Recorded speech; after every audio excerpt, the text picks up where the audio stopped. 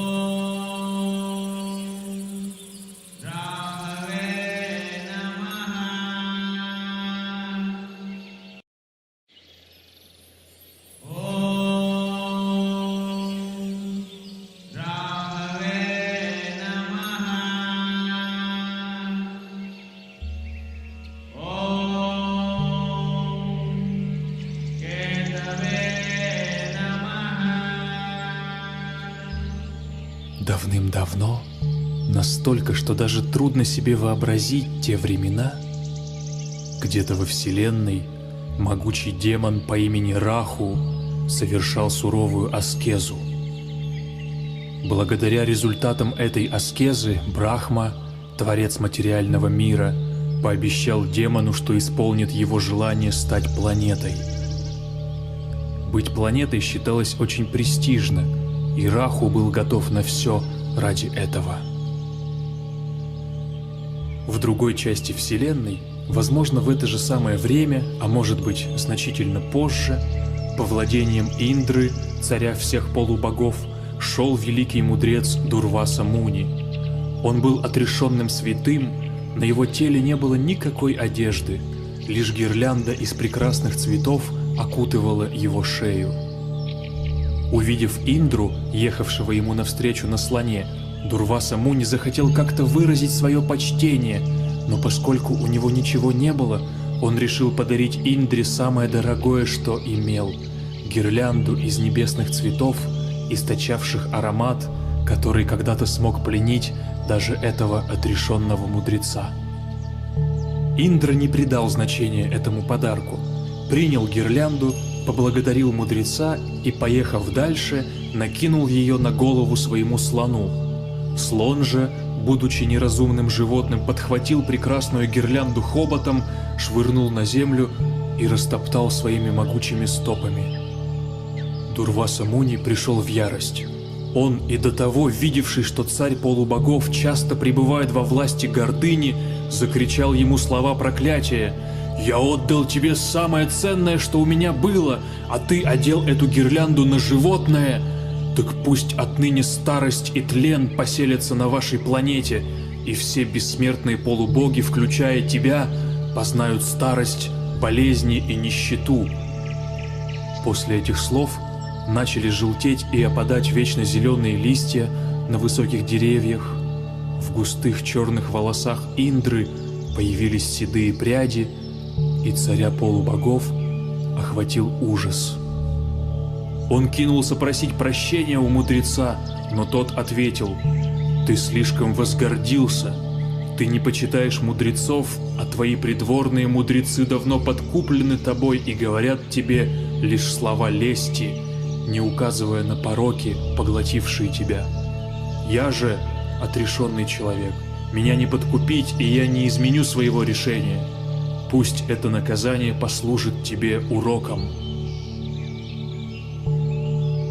С этого рокового дня боги потеряли свое могущество. Силы оставили их богатство, красота и несокрушимость таяли, как масло под жаркими лучами солнца. Они больше не могли побеждать демонов, защищая от сил зла мир, и в очередной раз, потерпев поражение от армии демонов, которые, напротив, становились с каждым днем все сильнее и могущественнее, отправились к великому Брахме.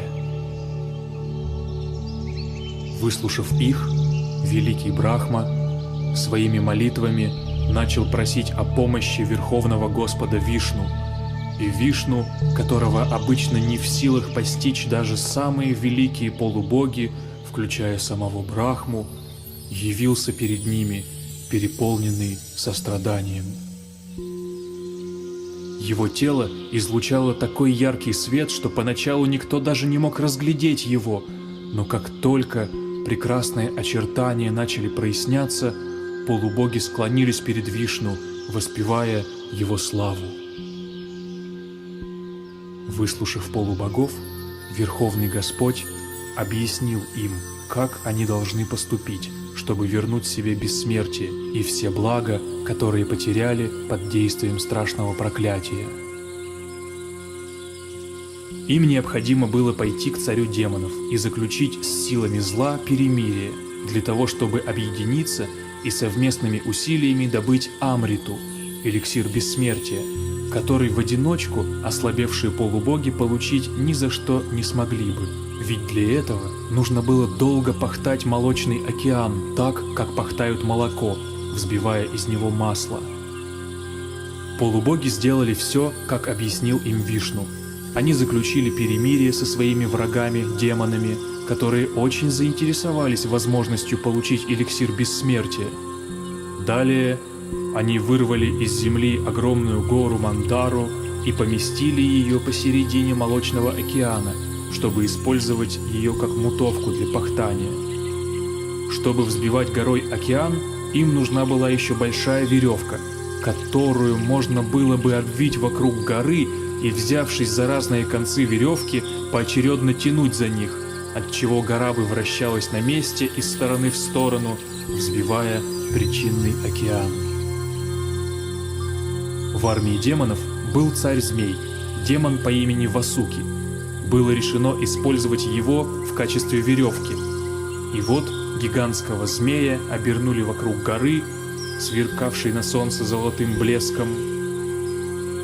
Полубоги были очень сострадательными и, понимая, что самое опасное место любой змеи – это голова, решили, что будут тянуть змея со стороны головы, уступив своим врагам более безопасное место. Но гордые и тщеславные демоны посчитали, что держаться за хвост не соответствует их статусу, и что будто бы полубоги обманывают их, пытаясь встать с лучшей стороны. Они настояли на том, чтобы поменяться местами, и, довольные, взяли змея Васуки за голову.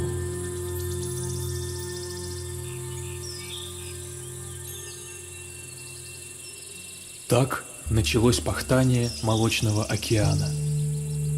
Полубоги и демоны тянули за концы огромного змея, вращая гигантскую мутовку, сделанную из горы Мандары.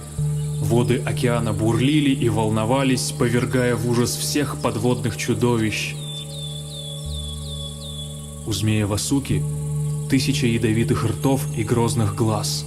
От мук, которые он испытывал во время пахтания, изо всех его ртов и ноздрей начали выходить ядовитые пары и языки обжигающего огня.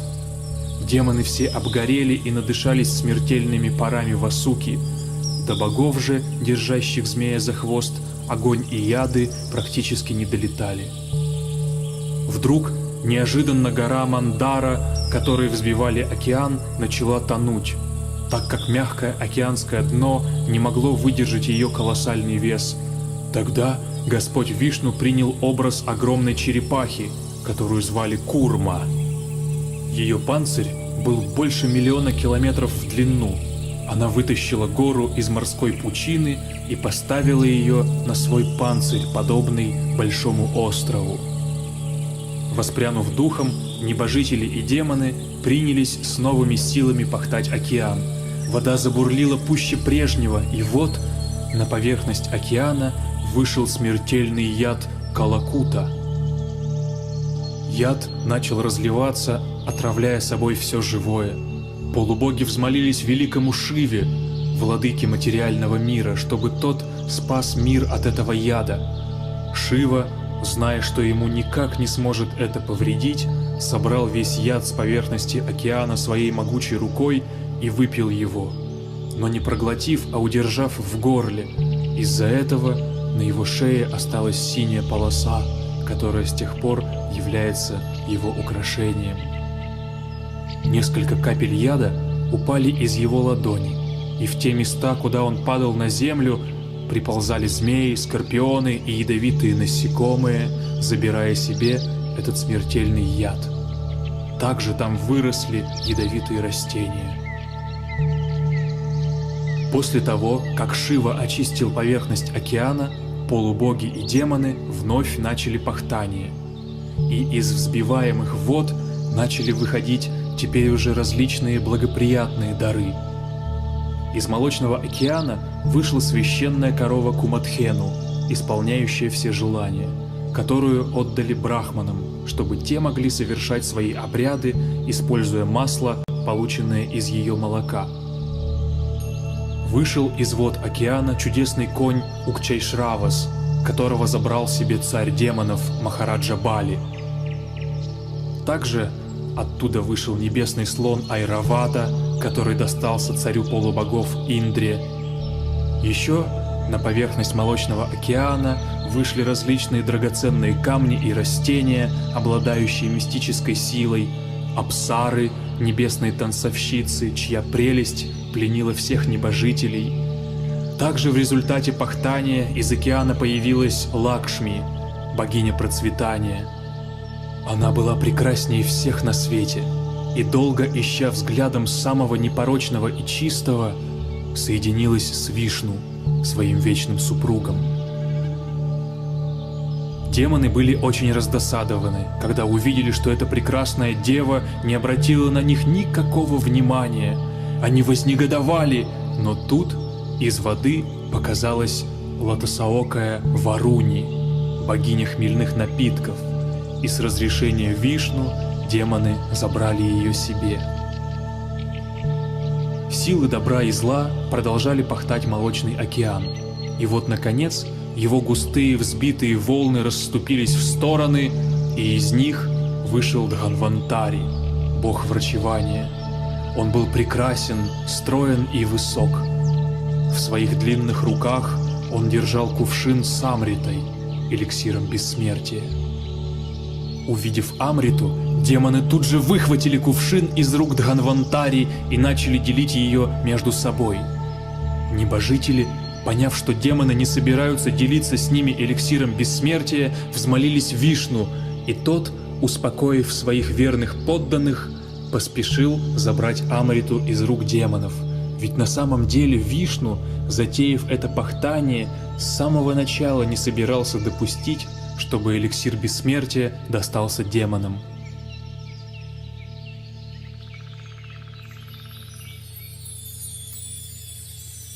Вишну принял форму прекрасной женщины по имени Махини-Мурти. Ее красота была такой, что даже великий Шива, который славился непривязанностью к материальным энергиям, и ни одна женщина не могла обольстить его своей красотой, попал под влияние красоты Махини-Мурти. И неудивительно, ведь это был сам Вишну, который использовал свою нематериальную энергию, но внешне сделал так, чтобы она выглядела как земная женская красота. Поэтому ни у кого не было шансов не попасть в ласковые сети этой обольстительницы. Махини-Мурти подошла к демонам, и они все до одного влюбились в нее. Каждому казалось, будто она смотрит только на него, и, обуреваемые вожделением и страстью, они встали возле нее и сказали: «О, прекраснейшая из женщин, ты, наверное, апсара с райских планет. Мы слышали, что апсары имеют право сами выбирать себе мужей. Так выбери же одного из нас». Когда Махини-Мурти предстала перед демонами, они как раз делили Амриту, и поэтому некоторые из них попросили ее также поделить между ними и эликсир бессмертия.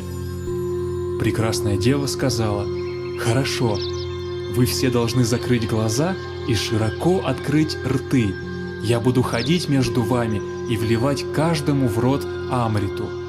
Тому же, кто последним из вас откроет глаза, я стану покорной женой». Обезумевшие от вожделения демоны послушались прекрасную Махини Мурти, и все как один зажмурились и открыли рты. Вишну же, обращенный в эту прекрасную девушку, незаметно подошел к полубогам и начал раздавать им эликсир бессмертия. Но демон Раху каким-то образом осознал, что происходит, переоделся в сияющие одежды небожителя и тайком встал в ряды полубогов между солнцем и луной и стал ждать своей очереди. Когда Вишну дошел до него и начал уже вливать Амриту в пасть демона, солнце и луна заметили, что этот демон стоит возле них, и сразу же указали на это Вишну. Тот немедленно принял свой истинный сияющий облик и отсек голову могучему демону своим мистическим оружием Сударшана-чакрой. И там, куда падали капли его крови, вырос чеснок, целебные свойства которого подобны Амрите, но также способный наделить ум того, кто его ест, качествами, свойственными природе Раху. Оказалось, что одна маленькая капля нектара бессмертия успела попасть демону в рот и дошла до горла. Он частично остался жив. И поскольку когда-то получил от Брахмы благословение стать планетой, то обе его половины превратились в теневые, невидимые глазу планеты. Отсеченная и обретшая бессмертие голова стала планетой Раху, а обезглавленное и расчлененное тело — планетой Кету.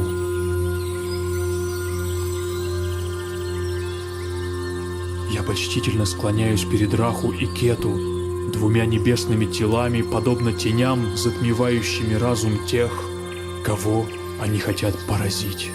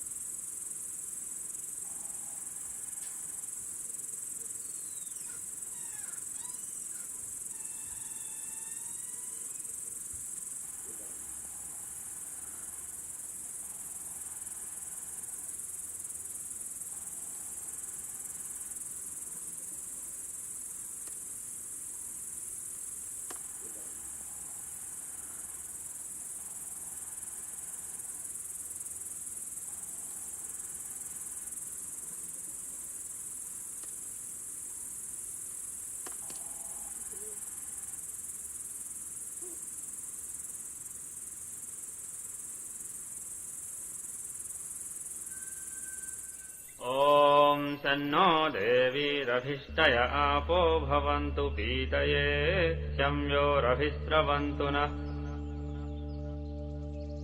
Царь Викрама был очень мудрым и справедливым правителем. Подданные любили его, а он любил свой народ и делал все, чтобы в его государстве царили гармония и счастье. В те времена правители были сведущи в астрологии, имели представление об устройстве этой вселенной, о различных силах, управляющих всем, о звездах и планетах. И вот однажды царь Викрама решил узнать, какая из планет самая лучшая. Для этого он собрал в своем дворце 9 мудрецов, каждый из которых больше, чем кто-либо на Земле, знал о той или иной планете. Они совершали сложные обряды и богослужения полубогам, управляющим этими планетами. Во дворец пришли старцы, поклоняющиеся Солнцу и Луне, мудрецы, которые служили Марсу и Сатурну, великие мужи, знавшие Меркурий, Венеру, Юпитер. Также пришли мудрецы, поклоняющиеся Раху и Кету, самым мистическим и непонятным из планет. Старцы по очереди выходили перед собравшимися во дворце горожанами и рассказывали о той или иной планете, о том, как она воздействует на людей, пересказывали дивные мифы, повествующие о жизни божеств, управляющих планетами. Когда дошла очередь до мудреца, представляющего Сатурн, царь первым делом удивился, насколько этот человек аскетичен и строг. Также все истории, что рассказывал этот человек, были непонятными и жесткими, по мнению царя. После истории о том, как Сатурн посмотрел на своего отца, и у того от этого взгляда появилась страшная болезнь, которую никто не мог вылечить до тех пор, пока Сатурн не перестал смотреть на него, царь в недоумении обронил такую фразу: «Лучше уж совсем не иметь сына, чем сына, такого, как этот Сатурн». В этот момент неподалеку на своей колеснице пролетал Сатурн. Он услышал эти слова и влетел во дворец Викрамы. Все сразу же склонились перед ним. Царь, осознав, какое оскорбление нанес Сатурну своей необдуманной речью, упал перед ним на колени и начал просить прощения. Сатурн строгим голосом произнес: «Ты считаешь меня несправедливым и жестоким, но очень скоро я покажу тебе свою справедливость».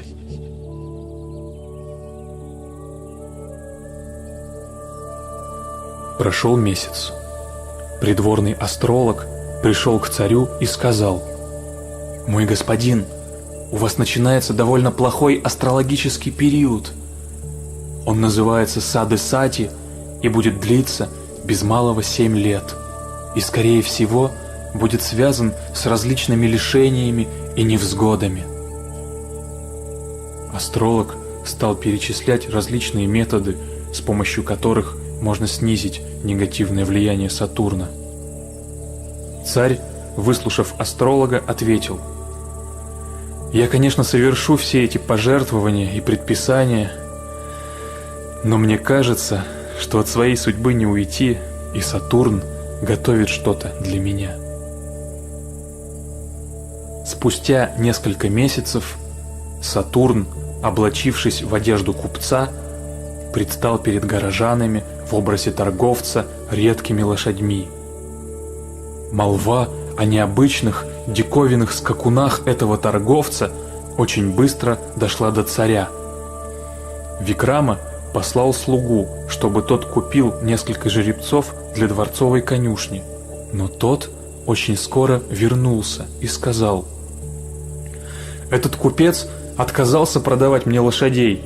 Он сказал, что мой хозяин должен сам прийти, если хочет купить их». И царь приехал на базарную площадь. Сев на самого первого коня, он понял, что коня совершеннее он еще не видел за всю свою жизнь. Он тут же решил, что купит именно его, но купец сказал: «Подожди, царь, посмотри еще этого скакуна». Викрама был удивлен, ведь каждый последующий конь, на которого он садился, был в 1000 раз лучше предыдущего.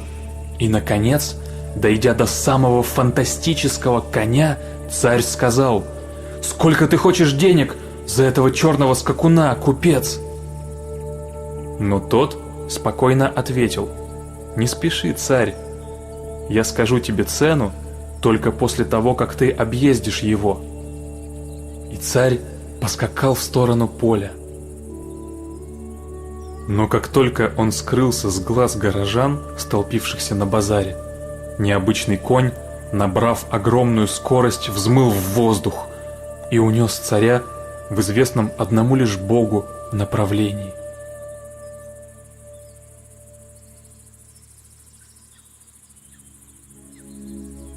Вскоре конь начал снижаться.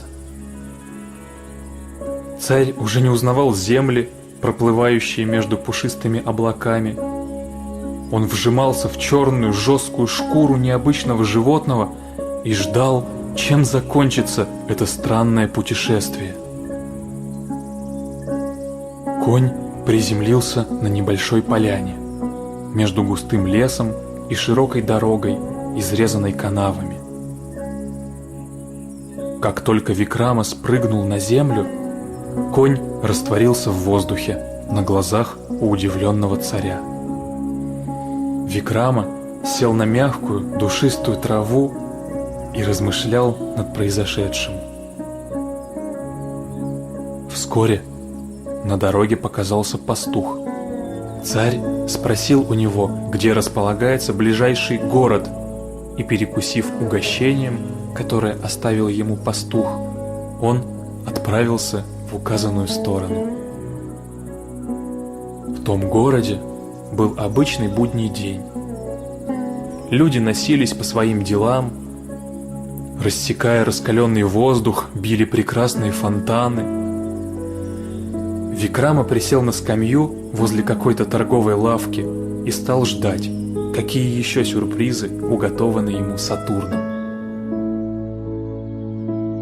У купца, торговавшего в той лавке, в этот день небывало бойко шла торговля. Его дневная выручка была настолько огромной, что он посчитал это каким-то чудом, и, сопоставив это с тем, что с утра до самого вечера возле его магазина просидел какой-то странный путник, он естественно решил, что именно он принес ему такую удачу. Вечером, закрыв лавку, купец подошел к Викраме и спросил: «Скажи, кто ты, о незнакомец?» Путник ответил, что вообще у него было царское рождение, но сейчас судьба распорядилась таким образом, что он вынужден странствовать, и в этом городе он совершенно никого не знает.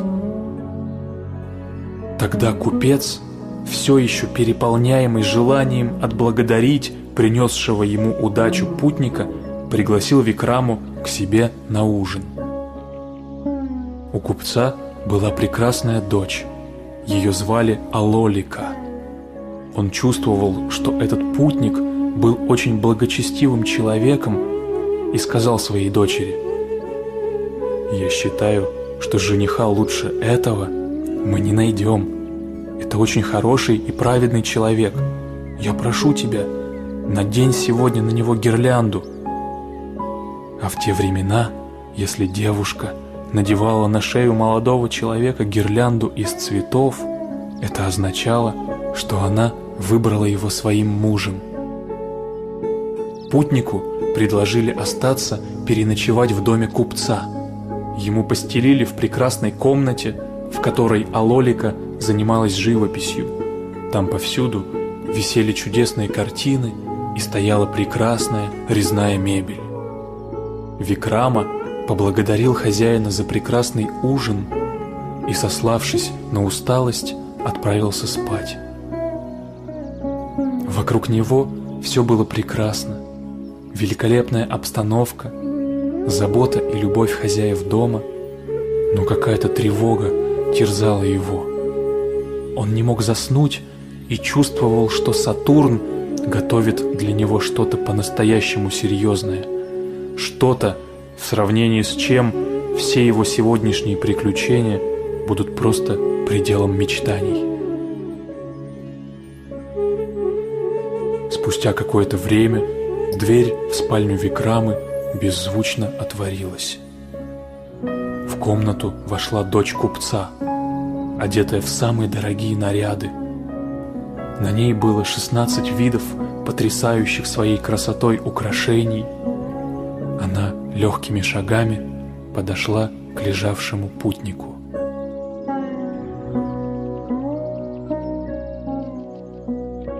Скованный страхом Викрама притворялся, что спит мертвым сном.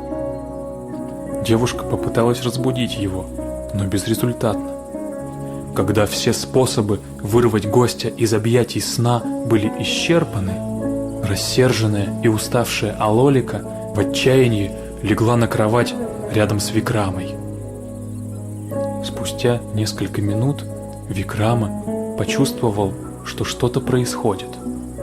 Он приоткрыл глаза и с удивлением обнаружил, что на одной из картин ожил нарисованный лебедь. Он вытянул прямо из холста свою изящную белую шею и начал есть ожерелье редкой красоты, которое Алолика повесила на спинку кровати. Царь Викрама понимал, что сейчас у него два выхода: либо сделать вид, что он проснулся, и помешать лебедю, но тогда ему придется жениться на этой девушке, ведь девушка считалась обесчестенной, если она до замужества находилась в такой близости с мужчиной. Если же он будет и дальше притворяться спящим, то лебедь съест ожерелье, а на следующий день, заметив пропажу, все посчитают его вором. Ведь он единственный посторонний человек, который провел целую ночь в этом доме.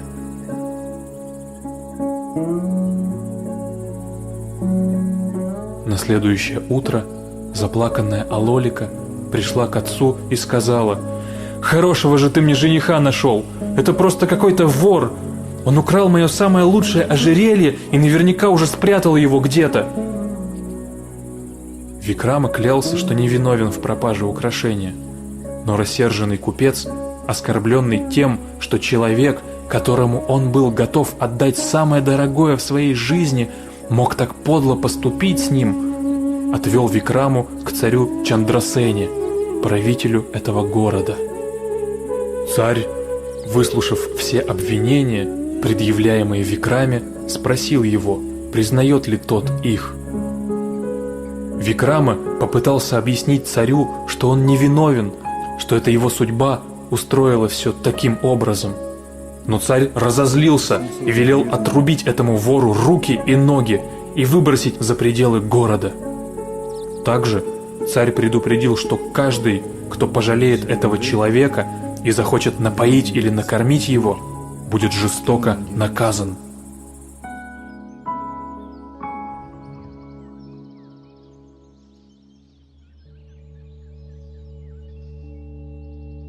Прошло несколько недель. Викрама лежал за городскими воротами, силы покидали его. Он медленно умирал. Мимо дерева, под которым он лежал, ехала в город карета. В ней сидела девушка, которая до замужества жила в городе, которым правил Викрама. Она узнала своего бывшего царя и выбежала к нему из повозки. Девушка упала на колени перед умирающим Викрамой и спросила: «Мой господин, как так случилось, что я вижу тебя в таком положении? Что произошло с тобой?»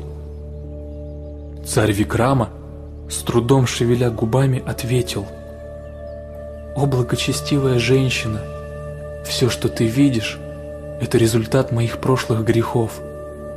Сатурн сейчас рассержен на меня, и поэтому он устраивает мне такие испытания.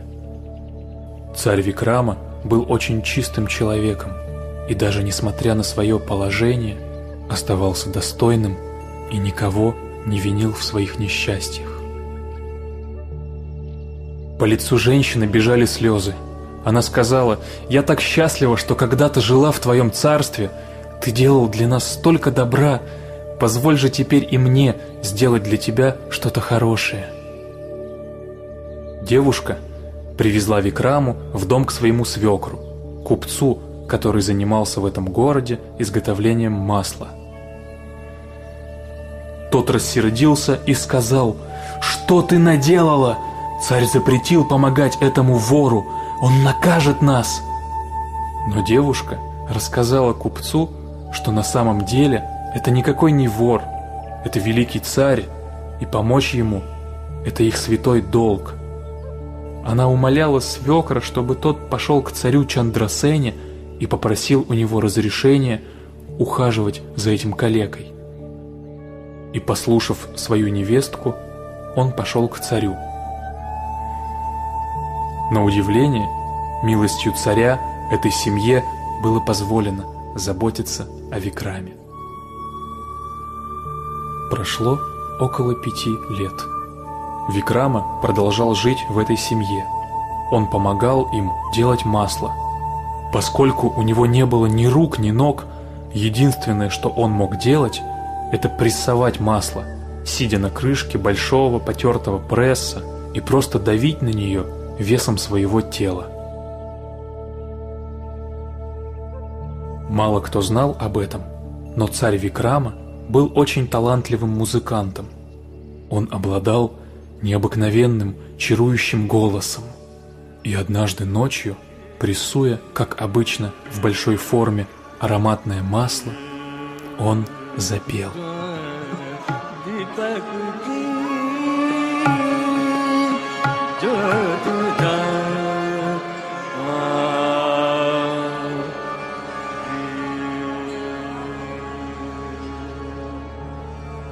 Переливы его голоса ласкали каждый сантиметр этой комнаты, вырывались на улицу, и вскоре весь город был погружен в его прекрасную песню, льющуюся прямо из сердца Викрамы. У царя Чандрасены была красавица-дочь. Ее звали Падмасена. В ту необычную ночь она сидела у окна и смотрела на дремлющий город. Неожиданно, как по волшебству, все до единого фонари, фонарики, свечи и лампы в городе враз загорелись. Падмасена велела своим верным слугам идти в город и узнать причину столь необычного явления. Вскоре запыхавшиеся слуги вернулись и рассказали царевне о том, что в одном доме живет необычный калека. Этой ночью он запел, и голос его настолько прекрасен и сладок, что все жители города, услышав, проснулись, зажгли в домах свет и, как завороженные, слушали его великолепные песни до самого утра. Принцессе стало очень любопытно, и на следующий день она приказала отвезти ее в тот дом, где живет Викрама. Он точно так же сидел верхом на прессе и, закрыв глаза, пел. Падмасена была просто зачарована. Она попросила Викраму поехать с ней во дворец и петь там.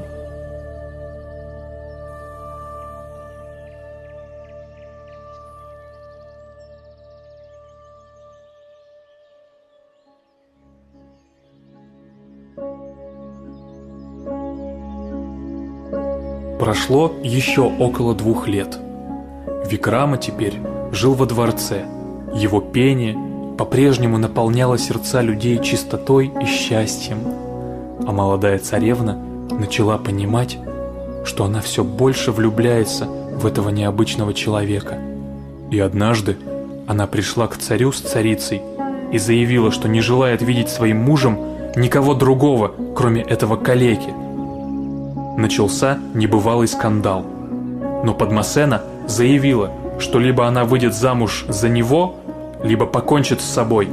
И тогда ее ошарашенным родителям не осталось ничего другого, кроме как смириться с этим и начать планировать свадьбу. К этому времени прошло 7,5 лет. Именно столько должен был длиться этот негативный период в жизни Викрамы. Он сидел в своей маленькой комнатке и думал, почему же Сатурн никак не проявляет себя, ведь срок уже подходит к концу. Викрама даже не догадывался, какие страсти кипели во дворце. А царь Чандрасена в эту ночь видел странный сон. Он увидел этого калеку, но у него были руки и ноги. Его лицо было снова чистым и прекрасным, как во время их первой встречи. Эта ночь была необыкновенно длинной.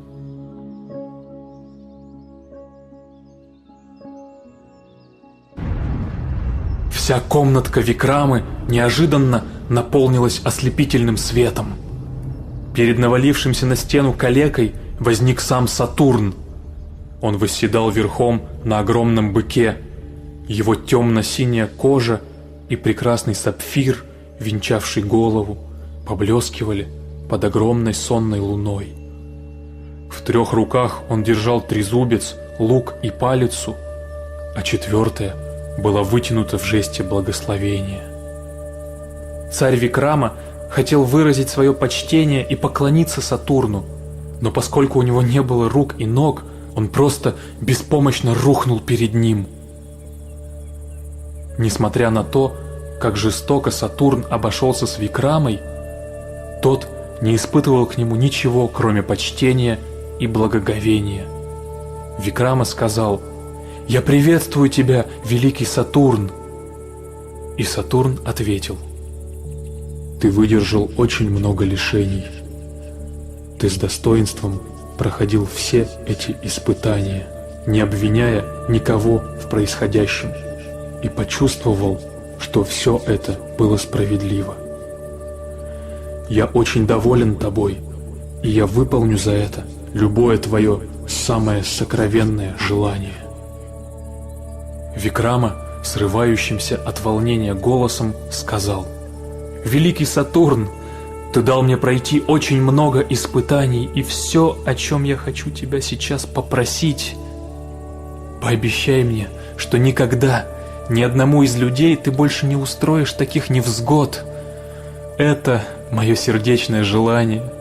Прошу тебя, исполни его. Мне больше ничего не нужно от тебя».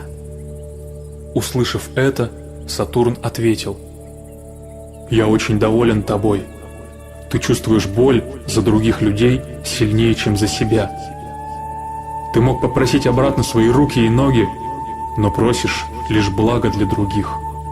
Я очень доволен твоим сердцем, и я благословляю тебя на то, что ты снова получишь свои руки и ноги».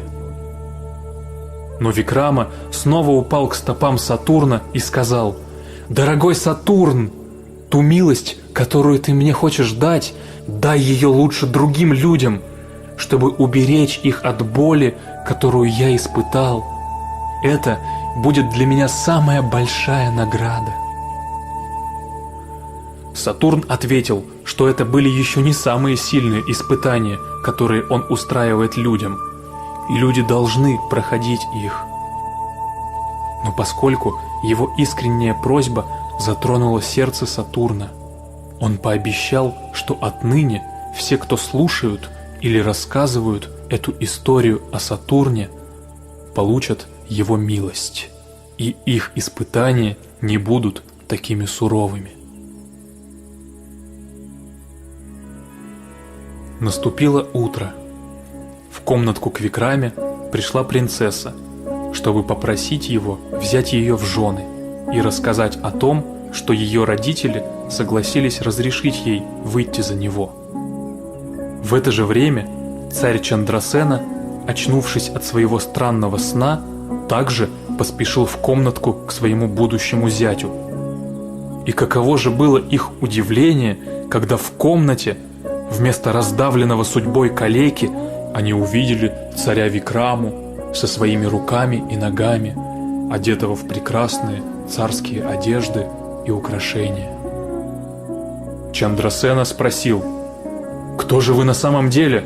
И как так получилось, что ваши конечности и красота снова вернулись к вам?» Царь Викрама рассказал царю с царевной всю свою историю с самого начала.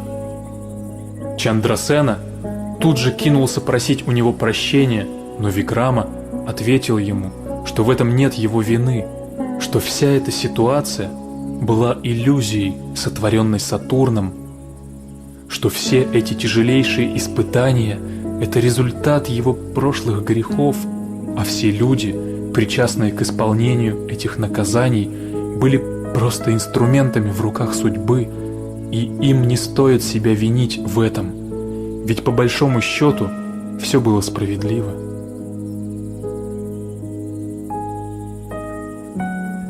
Вскоре во дворце прошла небывалая для тех краев по размаху свадьба. И царь Викрама вместе со своей царицей отправился обратно в свое царство. Его подданные были счастливы, что их любимый правитель снова вернулся, что он цел и невредим. Они устроили огромный праздник в его честь. Люди в нетерпении начали просить его, чтобы он рассказал им, что за приключения с ним происходили, и царь поведал своим подданным всю эту историю с самого начала. И в конце он сказал, что все-таки Сатурн – это величайшая из планет. И каждый, кто слушает или рассказывает эту историю с полным вниманием и преданностью, обретет освобождение от всех своих проблем, вызванных Сатурном.